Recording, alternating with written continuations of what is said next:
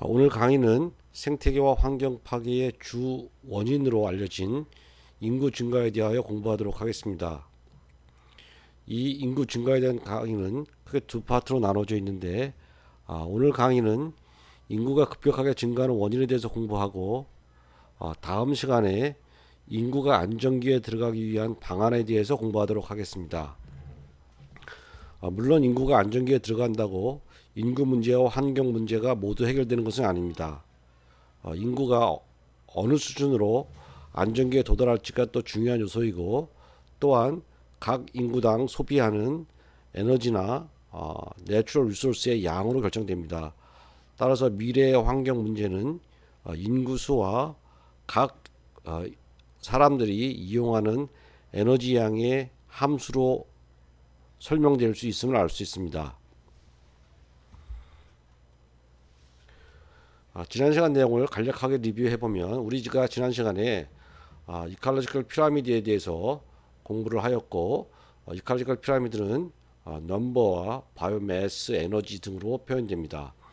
여러분이 관심을 가져야 될 부분은 이 이칼로지컬 피라미드는 생태계의 구조와 기능을 그래프로 표현한 내용이고, 이 육상 생태계와 수상 생태계의 그 그래프 모양들이 서로 상이함을 알 수 있고, 이러한 상이한 모양들이 나타나는 이유에 대해서도 잘 이해하고 계셔야 합니다. 또 다른 용어들은 지난 시간에도 다시 설명하였지만, 스탠딩 클럽 바이오매스로 현존량으로 설명되는 것이고, 이 현존량은 현재 특정한 지역에 존재하고 있는 바이오매스 양이나 혹은 에너지 양을 설명하고 있는 것들입니다. 이것들로 대칭되는 말은 primary production임을 잘 명심하시기 바랍니다. 또 2차 생산량은 secondary production은 식물의 1차 생산에 의한 에너지를 동물들이 혹은 카니버들이 소비하여서 다시 재생산하는 양을 의미합니다.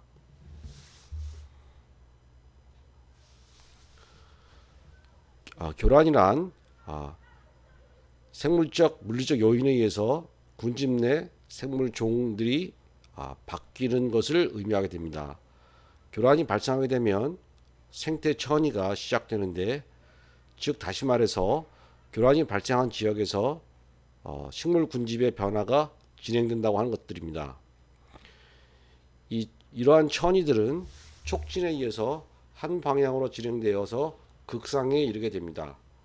여기서 극상이란 천이에 의해 군집의 구성종들이 점점 변화하여 그 지역 환경에서 장기간 동안 안정적으로 지속하게 유지할 수 있는 상태를 극상 생태계라고 합니다. 천이는 1차 천이와 2차 천이가 1차 천이로 나눠지고, 1차 천이는 생물과 토양이 없는 상태에서 새로운 생물이 침입하여 일어나는 천이를 말하게 됩니다. 2차 천이는 정상적인 또는 1차 천이가 방해된 후에 일어나는 천이로, 기존 식물 군락과 종자가 남아있고 토양이 이미 형성되어 있다는 점이 1차 천이와 큰 차이가 나타나는 것입니다. 회복력이라고 하는 것은 교란 후 정상적인 기능을 하는 생태계로 다시 돌아갈 수 있는 능력을 말하게 됩니다. 그래서 저희가 앞에서 설명드렸듯이 이 회복력은 이코시스템, 생태계와 밀접한 관계가 있는 것들입니다. 이 회복력은 볼과 베이신으로 설명되어서, 여기서 구덩이 깊이는 교란의 정도를 나타내게 되고, 따라서 이 구덩이가 너무 깊으면 공이 빠져나올 수가 없고, 만약에 강한 교란이 발생하여서 이 리질리언스 상태를 넘어서게 되면 새로운 상태로 전이가 일어나게 되고, 이 새로운 상태는 다시 원상태로 회복하기가 거의 불가능한 상태에 빠지게 됩니다. 많은 경우 교란이 발생하여서 새로운 스테이트로 전환이 되게 되면 기존 생태계보다 더 나쁜 생태계로 변화가 되는 것을 된다고 보고되어 있습니다. 티핑 포인트는 작은 변화가 생태계에 큰 영향을 주는 상태를 의미합니다. 주로 생태계에서 임계치 부근에서 발생하게 됩니다. 티핑 포인트는 의 문제는 우리가 티핑 포인트를 예측할 수가 없고 한번 발생하면 오랫동안 지속이 되고 또 많은 경우 되돌릴 수가 없으며 이 티핑 포인트의 영향은 타임 레그가 존재한다는 어려움이 있습니다. 이 발생된 티핑 포인트가 현실적으로 가시화가 되는 데는 오랜 기간이 필요하게 되고 우리가 이에 대한 준비를 할 시간이 매우 부족하다고 하는 것들입니다.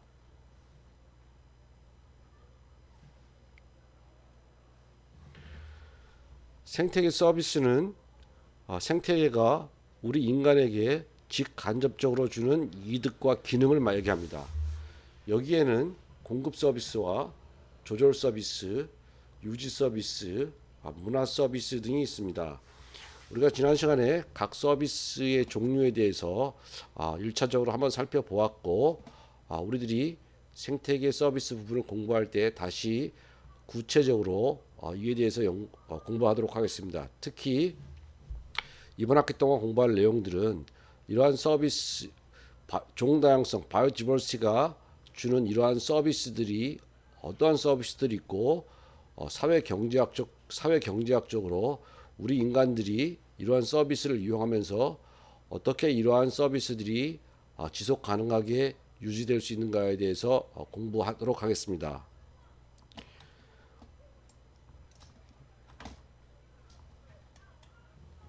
인구 증가는 가장 환경 생태계에서 가장 중요한 요소로 인구가 증가하면 이는 소비의 증가로 이어지게 되고 이러한 소비의 증가는 생태계의 지속 가능성을 저해되게 됩니다. 즉 다시 말해서 인구가 증가하면 생태계를 더 많이 훼손하게 되고 생태계가 더 훼손되면 많은 인간들이 생활 수준이 더 나쁜 수준으로 떨어지게 되고 이렇게 우리 인구 수가 증가하면 생태계의 파괴와 가난이 맞물려 있는 빈곤의 악순환 고리를 형성하게 됩니다. 따라서 우리들은 이러한 생태계에 대해 이러한 인구에 대한 생태계 영향에 대해서 가장 깊이 잘 연구를 하여야 합니다.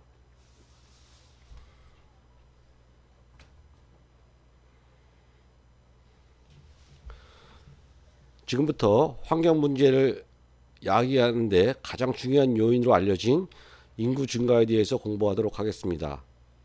인구 증가는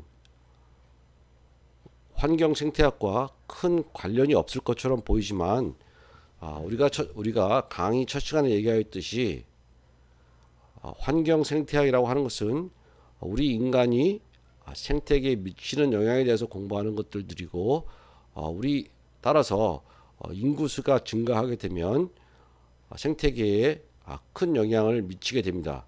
따라서 우리들은 환경 생태학 측면에서 인구 증가가 앞으로 어떻게 변화할 것이고 이러한 인구 증가들이 환경에 어떠한 영향을 미칠지에 대해서 잘 이해하는 것이 필요합니다. 즉 인구 증가는 환경 생태학에서 가장 기본적인 드라이버로서 작용하는 것들입니다. 잘 알다시피 현재 전 지구적 인구는 계속 증가를 하고 있고 우리 인간은 지구 전 지역 사막부터 극지방까지 거주하고 있는 동물로서는 매우 예외적인 생물입니다. 이렇게 한 종의 생물이 전 지구를 뒤덮은 적은 우리 지구 역사상 처음에 있는 일입니다. 따라서 아무도 우리 인간의 행동들이 미래에 어떠한 일을 만들지는 아무도 예측할 수가 없는 상황입니다.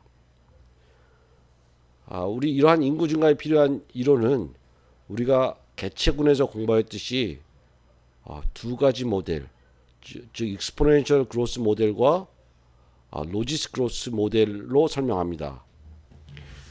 이 지수함수 모델은 익스포넨셜 그로스 모델은 인구가 어떻게 급격히 증가하는 현상을 설명하고 로지스 그로스 모델들은 인구가 안정화될 수 있는 내용을 설명하고 있습니다.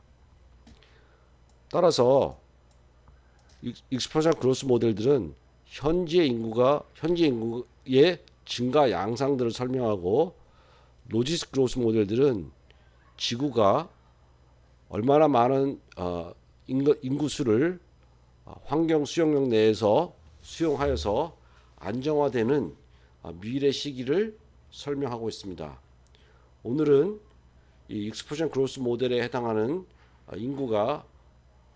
지구에서 인구가 급속하게 증가하는 원인에 대해서 공부를 하도록 하고, 다음 시간에 로지스 그로스 모델을 이용하여서 미래의 인구 증가가 어느 정도 수준에 도달하게 되고 이러한 인구 증가가 환경에 어떠한 영향을 주는지에 대해서 공부하도록 하겠습니다.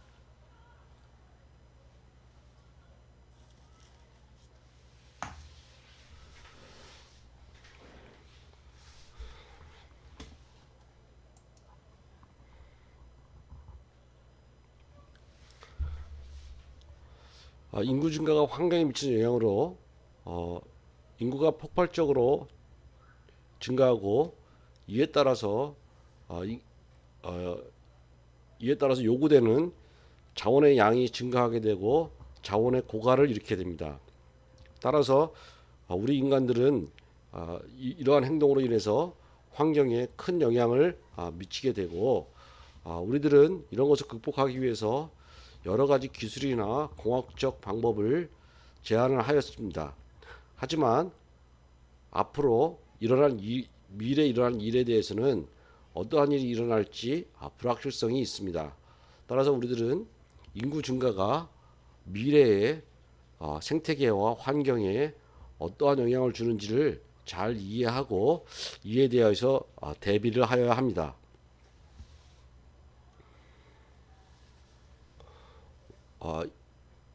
가장 생태학적으로 가장 큰 질문들은 왜 인간이 다른 생물과 달리 지구상에서 가장 번성하게 되었을까입니다.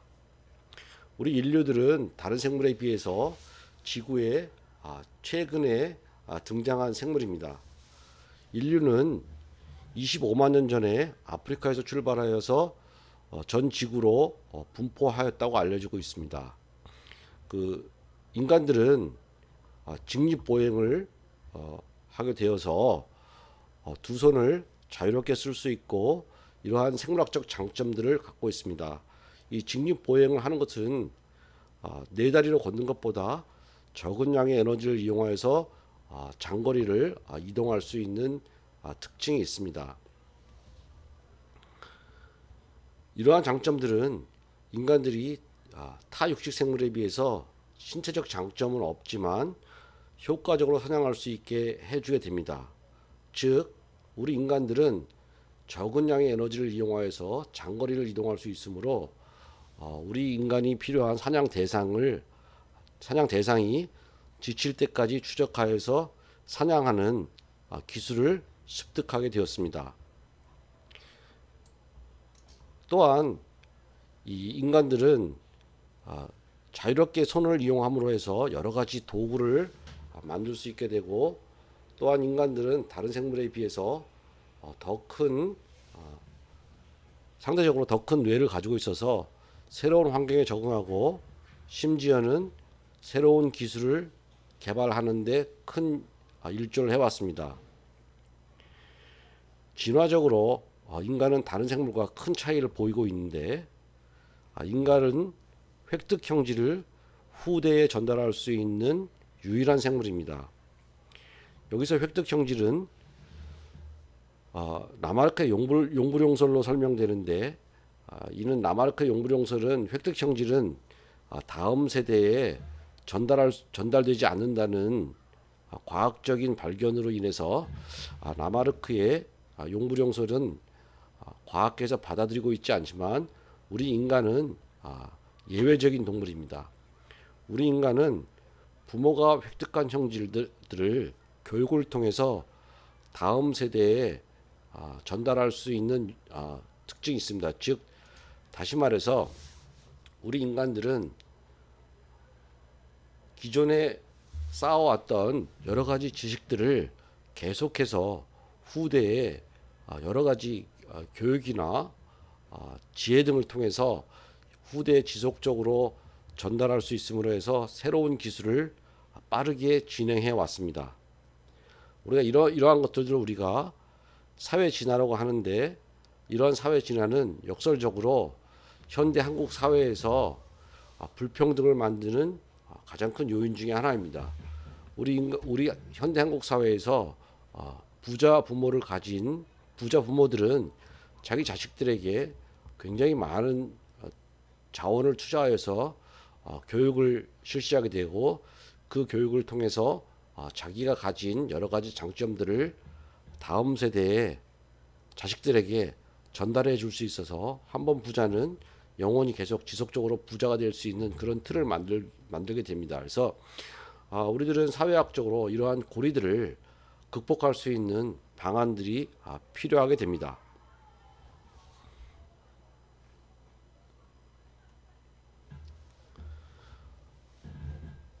앞에서 설명드렸듯이 인간은 타 생물에 비해서 큰 뇌를 가지고 있고, 손을 자유롭게 이용할 수 있어서 여러 가지 기술 개발들을 해왔습니다.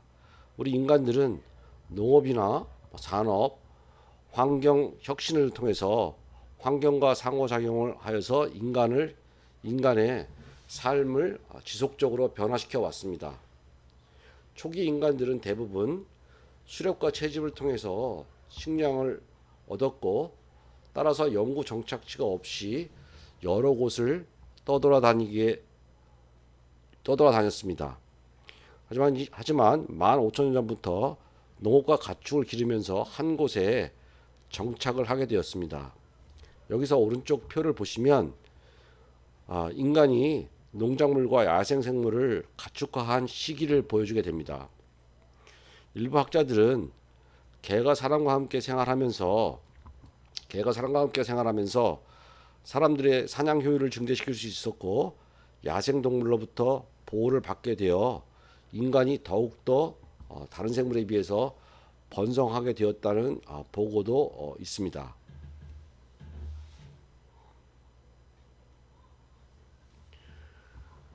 첫 번째,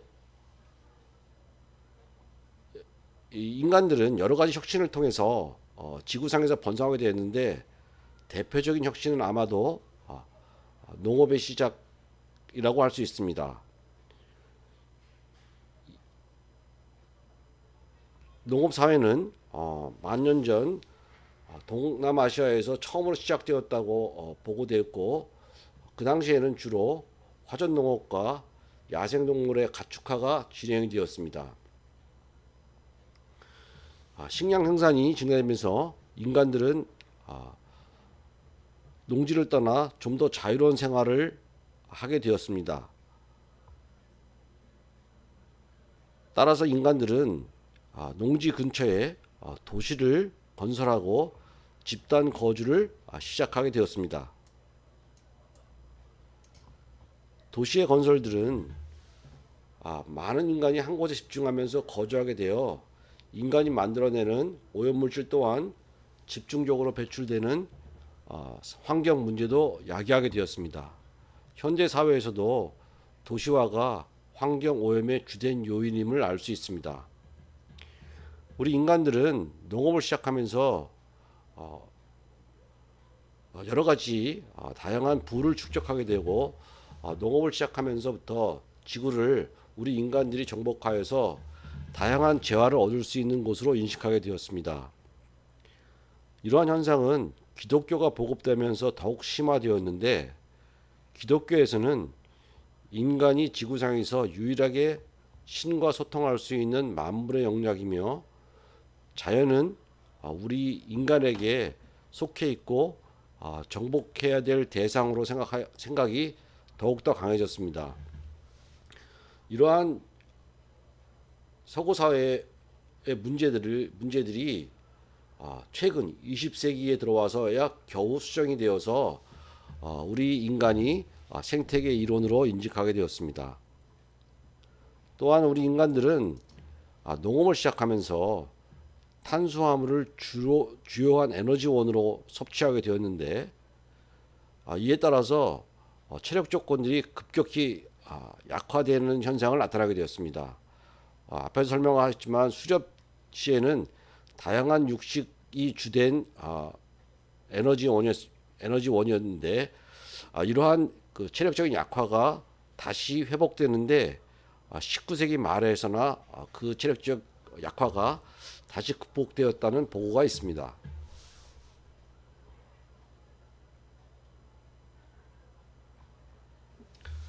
산업혁명은 우리 인간이 지구상에서 에너지를 가장 효율적이고 인텐시브하게 이용할 수 있는 기반을 제공해 주었습니다.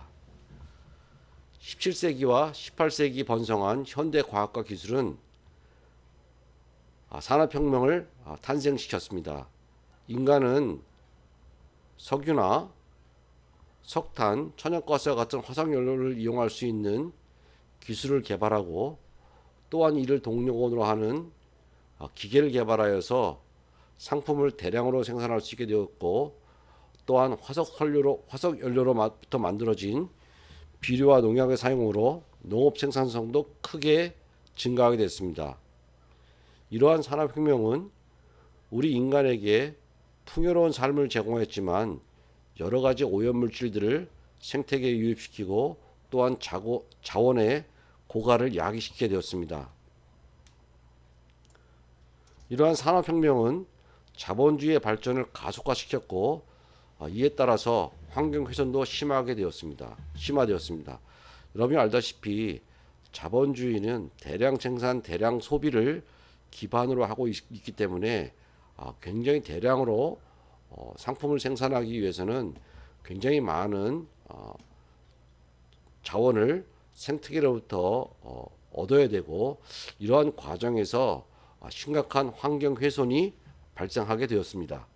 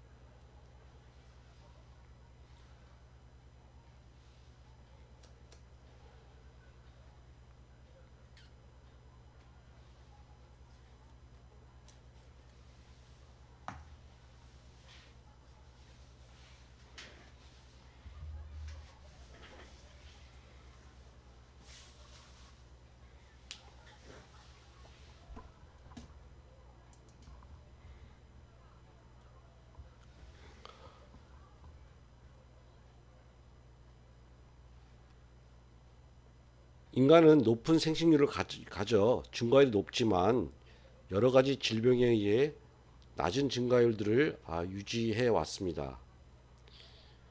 1800년 전까지 우리 인간의 증가들은 인간의 인구수는 굉장히 천천히 증가하였고 여러 가지 플럭추에이션을 가지게 되었습니다.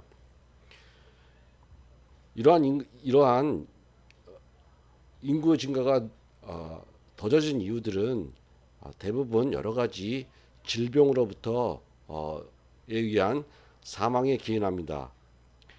특히 블랙 플라그 흑사병과 같은 흑사병은 패스트균에 의해서 전염되는 질병으로 비단길을 따라 아시아에 전파되어서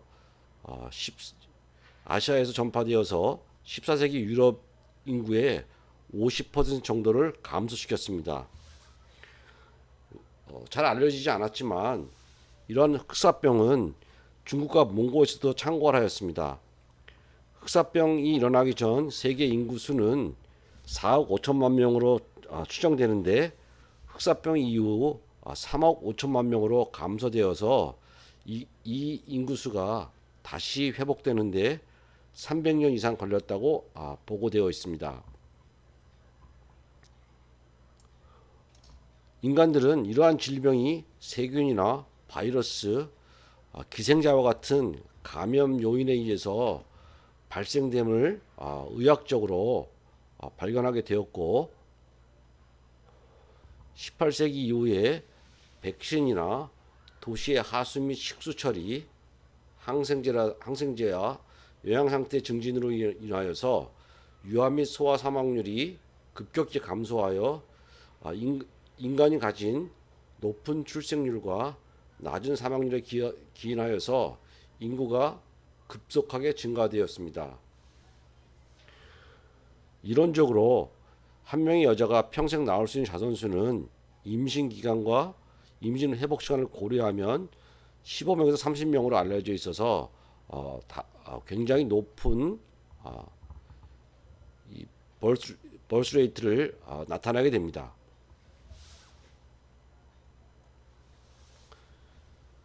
인구 증가에 따라서 더 많은 식량 생산이 필요하게 되어 농업의 효율성이 강조되고 이에 따라서 농업의 효율성 증대를 위해서 우리 인간들은 많은 노력을 하게 되었습니다. 이러한 농업의 효율성을 위해서 농약이나 비료, 관계시설이 농업 생산성을 증대시켰지만 이러한 산업화된 농업은 토양 침식이나 오염물질을 생태계 내에 유입시키거나 모노크랍 재배에 따른 야생식물 자원이 고갈되었고 또한 농약의 과다 사용으로 인해서 농약의 저항성을 가진 해충이 출현하게 되었고 이를 방지하기 위해서 더 많은 농약이 환경에 투입하여서 환경을 오염시키게 되었습니다. 이러한 사건들을 설명한 대표적인 저서가 우리가 잘 알고 있는 레이첼 칼슨의 쓴 사일런트 스프링 침묵의 봄이란 저서입니다. 하지만 인구 증가로 더 많은 식량을 생산하는 압력은 계속되고 있어서 우리들은 아직도 지속적으로 환경에 스트레스를 가하고 농업 생산을 위해서 환경 훼손을 진행시키고 있습니다.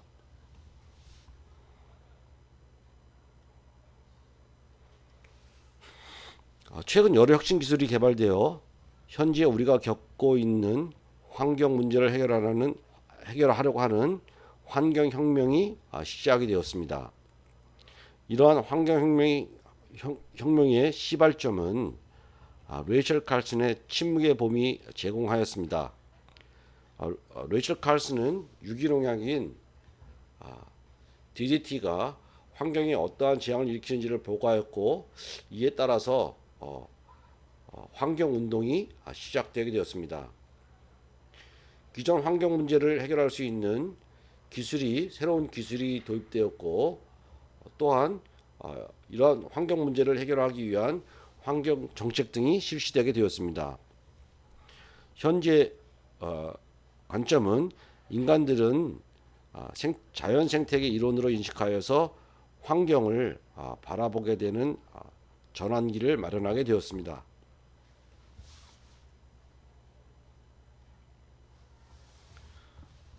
앞에서 보았듯이 인간이 행한 여러 가지 혁신의 결과 농업혁명이나 산업혁명, 의학혁명, 녹색혁명 등은 인구를 과도하게 증가시키게 되었습니다.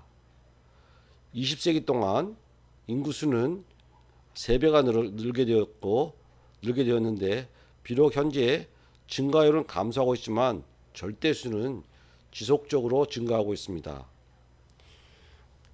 이 기술을 통해 인간의 삶은 풍요로워졌지만 아직도 전 세계적으로 극심한 빈곤이 만연되고 있습니다.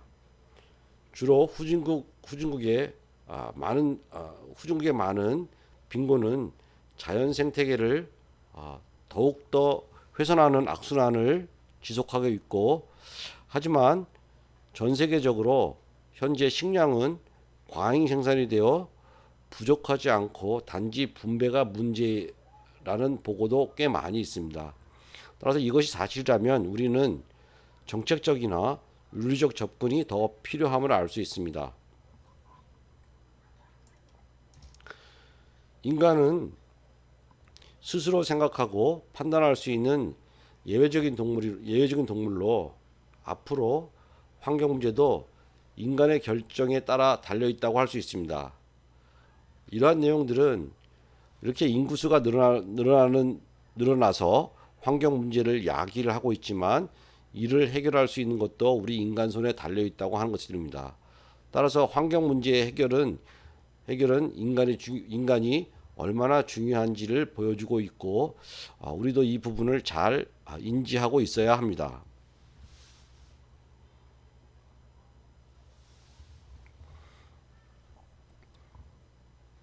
이러한 우리 인간이 만들어낸 여러 가지 기술적 혁명, 농업혁명, 의학혁명 등을 통해서 전 세계 전 지구적 인구수는 기하급수로 증가하고 있습니다. 이러한 기하급수적 증가는 우리가 개발한 여러 가지 기술 혁신의 결과임을 우리가 앞에서 공부를 하였고, 이제부터 이러한 요인의 문제점을 이해하고 인구 증가가 환경 및 생태에 미치는 영향을 이해하고, 또한 인구 수를 안정화시킬 수 있는 방안에 대한 공부가 필요하게 됩니다. 현재 인구수를 여러 가지 인구 증가율 시나리오를 기반으로 미래 인구를 예측해 보면 대부분 2050년대에 90억에서 120억 명, 2100년에는 100억 명에서 150억 명 정도로 예상하고 있습니다. 2050년 이후 인구가 감소하는 유엔 시나리오는 15년 동안 인구 증가율이 0보다 작다는 것을 가정하여서 만들어진 것으로 이것은 거의 현실성이 없는 내용입니다. 명확한 것은 2050년 이후 인구수가 감소하는 현실성은 전혀 없다는 것입니다. 따라서 우리들이 이에 대한 노력이 더욱 필요합니다. 이렇게 우리들이 많은 경우에 우리 인구가 언젠가는 안정기에 도달하게 될 것이라는 가정을 하고 있습니다.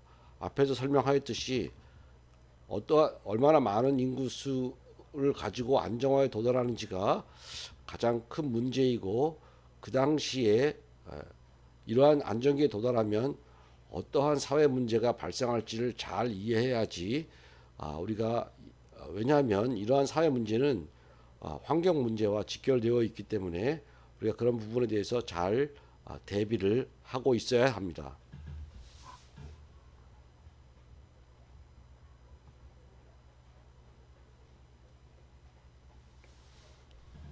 현재 세계 인구의 증가하는 요인을 이해하고 관리하기 위해서는 이에 대한 인구에 대한 용어를 잘 이해하고 있습니다. 이러한 인구 관련 용어들은 매우 시사성이 높아서 언론에 자주 인용되고 있으니 잘 이해하면 중요한 정보가 될 것이라고 생각합니다.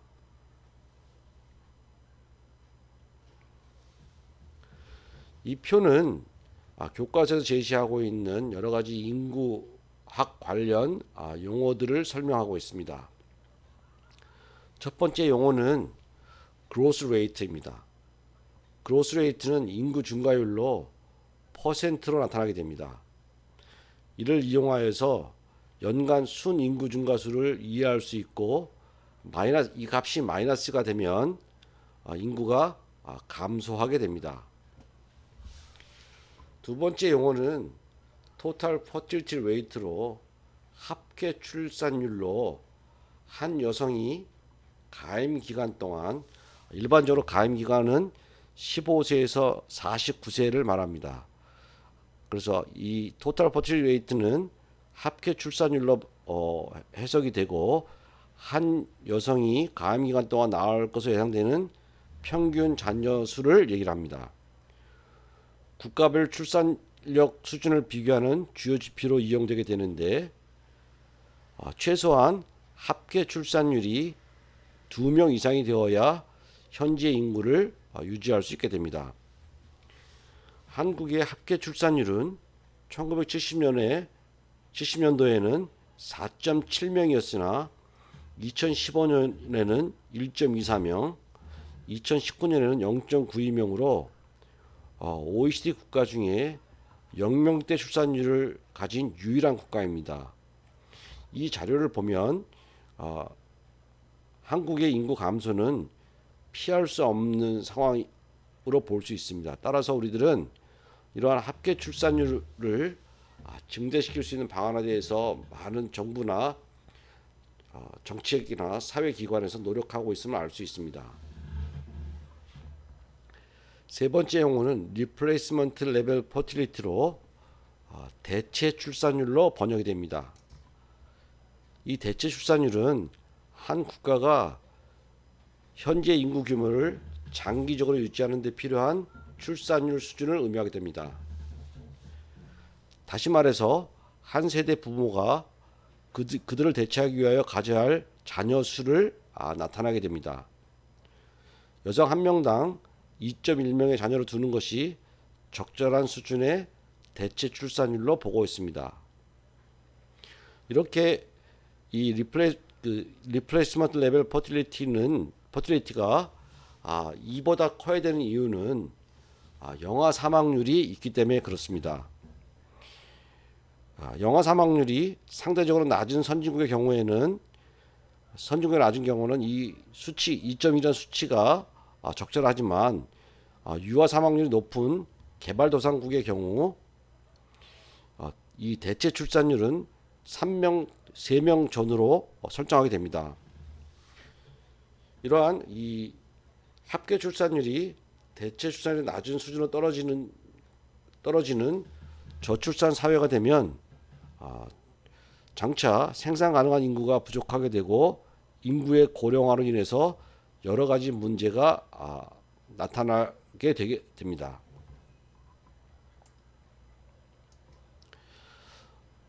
네 번째 용어는 인펀트 모탈리티인데 이것은 유아 사망률입니다. 이 유아 사망률은 유아 사망률 계산은 출생한 1000명의 유아당 생후 1년 이내에 사망하는 유아 수를 의미하게 됩니다. 파퓰레이션 프로파일은 연령대별 남녀 수를 막대 그래프로 나타난 것으로 우리가 이를 인구 피라미드라고 부르기도 합니다. 파퓰레이션 모멘텀은 현재 연령 구조가 미래 인구에 미치는 영향을 의미합니다. 이는 현재 출산율뿐만 아니라 가임기 여성 수도 포함되어 있는 내용입니다.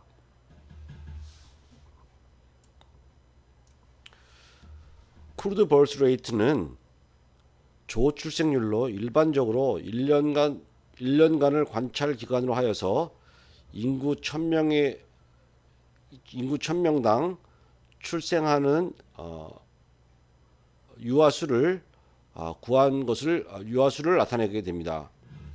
따라서 이 크루드 버스 레이트는 조출생률은 퍼틸리티의 가장 좋은 지표가 됩니다. 크루드 데스 레이트는 조 사망률로 1년간을 관찰 기간으로 하여서 인구 1000명에 대한 사망률을 의미하게 됩니다.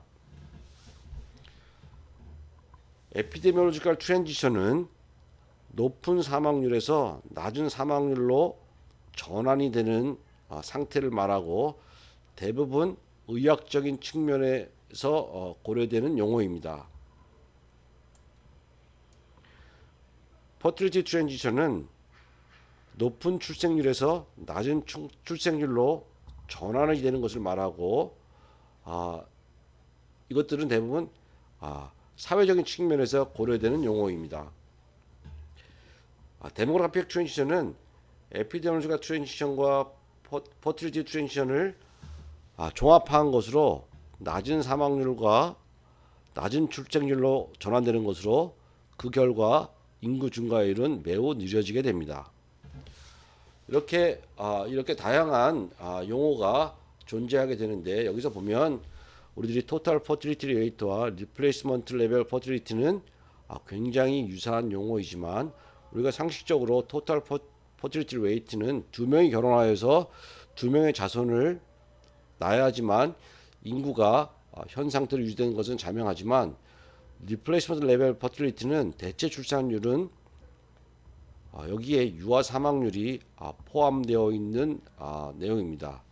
따라서 우리가 이러한 용어들을 잘 이해하고 우리들이 신문 지상에서 언론에서 많이 보고되는 것들은 크루드 버스 레이트와 크루드 데스 레이트입니다. 따라서 여기서 크루드라고 쓴 의미들은 1000명당으로 한정하여서 사망률과 출생률을 구하였기 때문에 이런 용어들을 이용하게 되었습니다.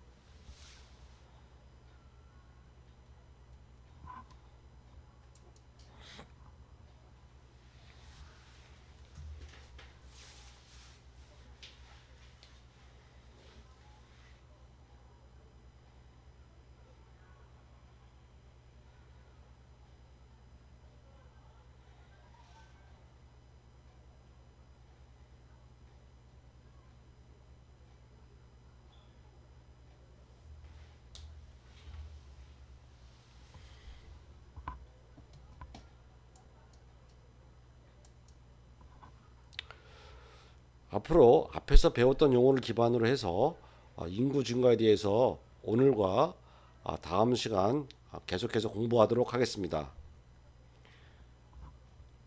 인간은 출생과 사망을 통해서 인구를 조절하고 지금까지 제이컵 형태로 인구수가 기하급수로 증가했지만 2100년 경우 인구수는 안정화되어서 로지스 커브의 환경 수용력에 도달할 것으로 예상하고 있지만 그 안정화 값이 얼마나 될지는 아직 정확하게 예측하고 있지 못하게 됩니다. 이것들은 환경 수용력에 얼마나 많은 인구가 도달할지는 우리의 생활 수준과도 밀접한 관계가 있기 때문에 그렇습니다. 만약 우리가 현재 미국과 같은 생활 수준을 하게 되면 굉장히 낮은 수의 환경 수용력으로 도달하게 되겠지만 가난한 빈국 수준으로 우리 인간들의 생활을 유지한다면 100억 명이나 200명까지도 그 환경 수용력에 도달할 수 있을 것으로 우리가 예측되어서 이렇게 앞으로 인구가 안정화가 되는 것은 우리가 어떠한 생활 수준을 요구하는지에 따라서도 달라질 수 있습니다. 이 그래프는 전 세계 인구 추계를 대륙별로 나타낸 것입니다. 여기에서 대부분의 대륙의 인구 기여가 안정적이거나 혹은 감소하고 있지만 아프리카 대륙만이 그 지속적으로 증가하고 있습니다. 우리는 왜 아프리카 인구가 다른 대륙에 비해 계속 왜 가파르게 증가하고 있는지를 잘 이해해야 합니다. 아프리카에는 가난한 국가가 많고 많은 교육 및 가족 계획 등이 정착되지 않아서 인구가 가파르게 증가하고 있고 대부분 재화를 생태계 서비스에 응용하고 있어서 생태계 훼손이 심각하고 생태계 훼손이 심각해지면 더욱 가난해지는 악순환이 되고 있습니다. 그래서 현재 전 지구적으로 보면 인구의 급격한 증가로 문제가 되는 대륙은 아프리카가 유일한 지역입니다. 하지만 우리가 속해 있는 아시아 지역에서도 인구는 계속적으로 감소하고 있음을 보여주고 있습니다.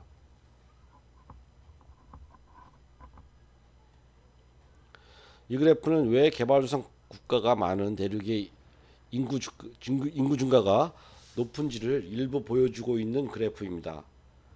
왼쪽 그림은 2000년 이후 전 지구의 인구 증가율은 대부분 개발도상 국가가 기여하고 있으며 이 오른쪽 그래프는 매년 국가 간 추가되는 인구수를 나타낸 것으로 2100년에 다다르게 되면 개발도상국의 인구수는 정체가 되고 선진국의 인구수는 감소함을 알 수 있습니다.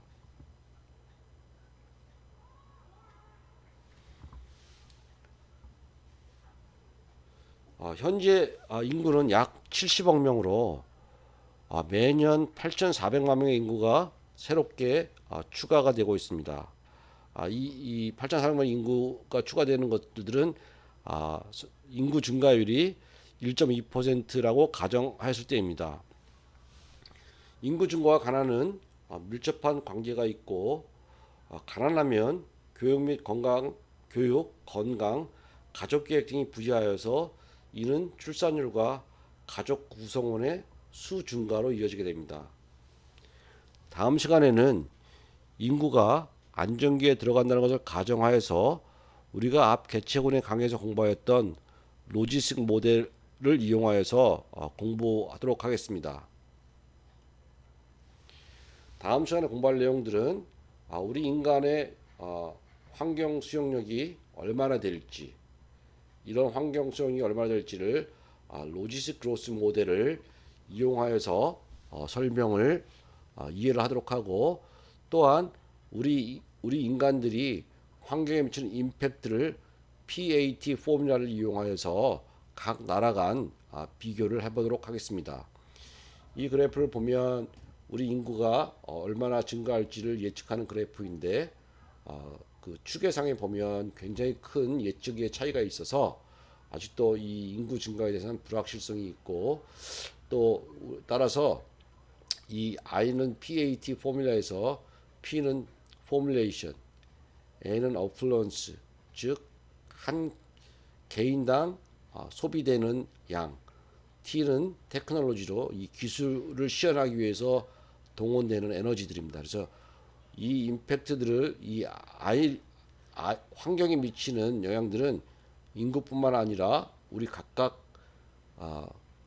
개인들의 생활 양식, 또 산업 구조와 밀접한 관계가 있음을 알 수 있습니다. 자, 다음 시간에는 이러한 내용에 대해서 공부를 하도록 하겠습니다.